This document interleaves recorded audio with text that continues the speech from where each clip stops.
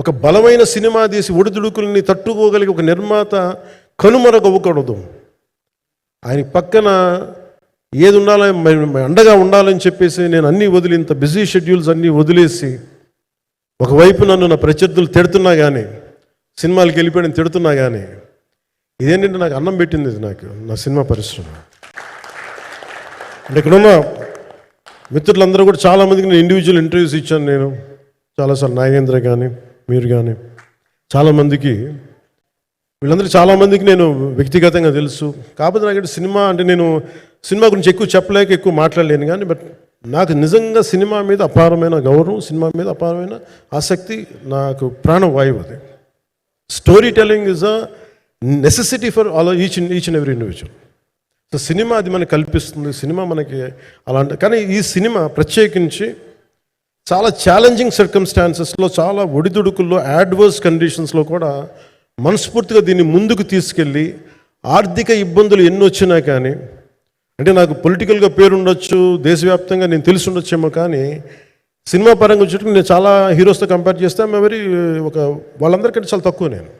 So దానికి ఉండే ఇబ్బందులు దానికి ఉంటాయి. మిగతా వాళ్ళకి బిజినెస్ అయినందుకు నాకు బిజినెస్ అవ్వదు, వాళ్ళకి వచ్చినందుకు నాకు రాకపోవచ్చు. ఎందుకంటే నా దృష్టి, నా కాంపిటేటివ్నెస్ ఎప్పుడు నేను సినిమాల మీద పెట్టలేదు. నేను ఇప్పుడు సొసైటీ, పొలిటికల్ ప్రాసెస్ పెట్టాను, కానీ ఎప్పుడు సినిమా మీద నేను ఎంత ఉండాలనేది నేను ఎప్పుడు పెట్టలేదు.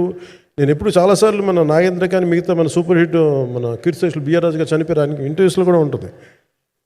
ఈ చిత్ర పరిశ్రమ చాలామంది హీరోస్ ఉంటారు, వాళ్ళలో నేను వన్ ఆఫ్ ది హీరో అంతే.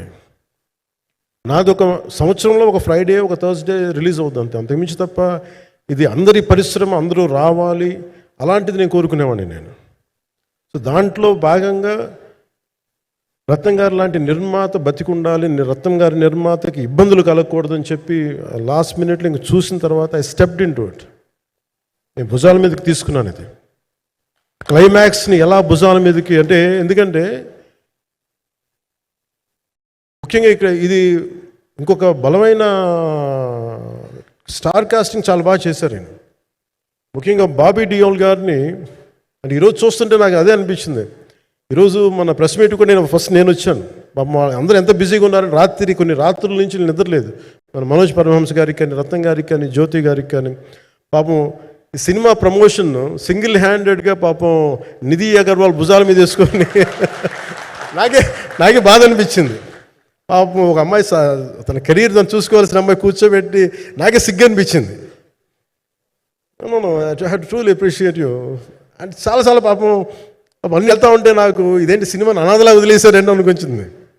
సో నాకేమనిపించింది, ఈ సినిమాకి ఎవరు అనాథలా వదలలేదు, నేను ఉన్నానని చెప్పడానికి వచ్చాను ఈ రోజున. ఎందుకంటే నేను కోట్లాది మంది ప్రజలకి అండగా ఉండేవాడిని, దేశంలో ఉండే సమస్యలకి స్పందించేవాడిని. అలాంటిది తెలుగు సినిమాకి, నా సినిమాలకి మీకు తెలుసు గతంలో ఎన్నిసార్లు ఇబ్బందులు పెట్టారు.